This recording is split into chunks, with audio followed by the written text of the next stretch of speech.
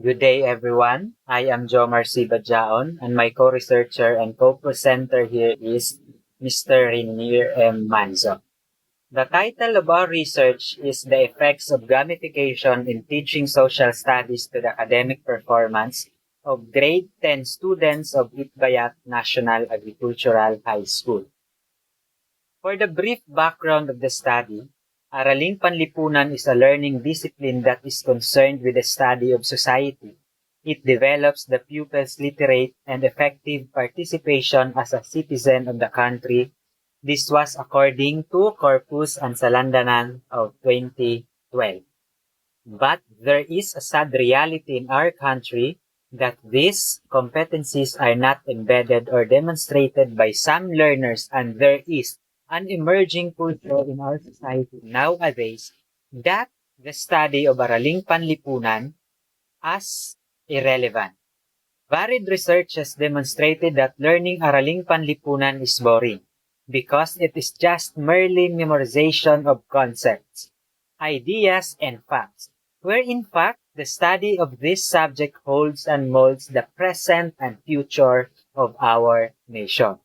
Nonetheless, not all teachers of Araling Panlipunan in secondary level are capable in delivering the subject matter in a way that is engaging, motivating, connecting, and empowering to 21st century learners.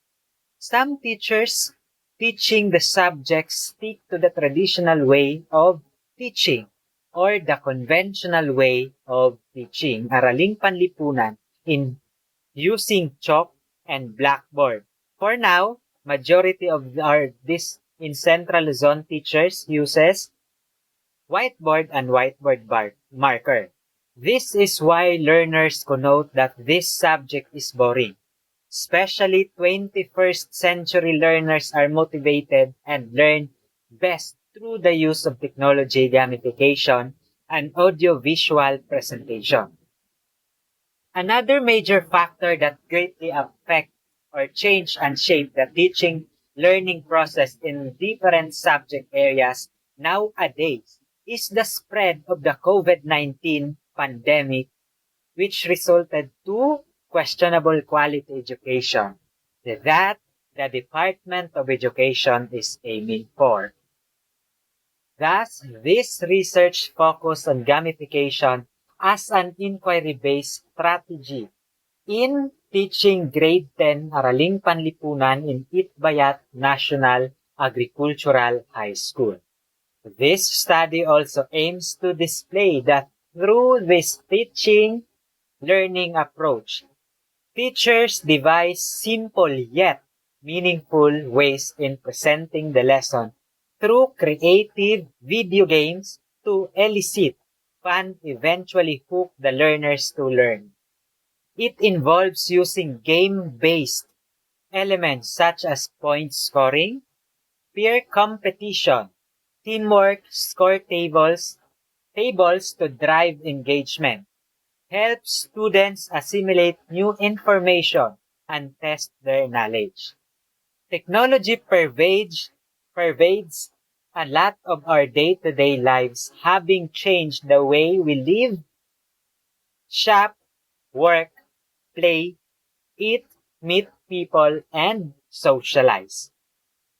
We've also already known for some time that taking something many children love games and using some of features to support learning has great benefit. This is why it helps learners to appreciate, engage, motivate, inspire, and connect with the concept and ideas in Araling Panlipunan 10 in Itbayat National Agricultural High School. So as related to the background of the study and the importance or the significance of the study or the rationale, the following statement of the problem came up based on the title, which is the effect of gamification in teaching social studies to the academic performance of grade 10 in Itbayat National Agricultural High School. So, to see the effectiveness of this strategy, the following are the specific research questions to guide the researchers. One is, what are the mean grades of the grade 10s before and after the strategies? Next, what are the effects of these game elements on learners' academic performance? For the last SOP or statement of the problem, is there a significant difference between pre-test and post-test of the learners in terms of 3.1, the conventional method; 3.2, gamification method; 3.3, conventional method versus gamification method. For the methods and designs, this section focuses on the discussion of the research method and procedures cohered to by the researchers in order to answer comprehensively the specific problems presented for the investigation. Specifically, the research method, population and samples, research instrument, data gathering procedure, and treatment of the data used for the explicit data analysis and interpretation were explained in this chapter. For this part, the researcher highlighted the data gathering procedure, which was found out that this is one of the most critical part of our research, aside from the statistical treatment that being used in this research. So the data gathering procedure now has 3 phases or 3 stages. The first stage here is the pre-experimental phase. The second is the experimental phase, and the third one is the post-experimental phase. For the phase 1, the pre-experimental, in order for the researcher to conduct the study and administer the pre-test and post-test, a letter was sent to the officer in charge, principal of Itbayat National Agricultural High School in Itbayat, Batanes. Copies of the pre-test and post-test are attached to the letter with a table of specification. And after that, on the phase 2, which is the post-experimental phase, or the experimental phase. After the permission was secured, pre-test was administered by the researchers in both groups. Typical way of teaching was used to the first group, while the gamification method was used in the second group. The teacher or the researcher himself served as the facilitator in teaching and learning process. Teaching using gamification method in this study adapted the input process output model of Gares et al. Of 2002.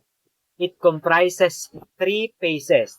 In the input phase, the teacher introduced the instructional content and game characteristics. In the process phase, the teacher observed the development of the activity by gathering and evaluating the user judgment, system feedback, and user behavior. Lastly, in the final stage, which is the outcome phase, the teacher evaluates the learning outcomes of the learners. And for the last one, which is the phase 3, post-experimental phase.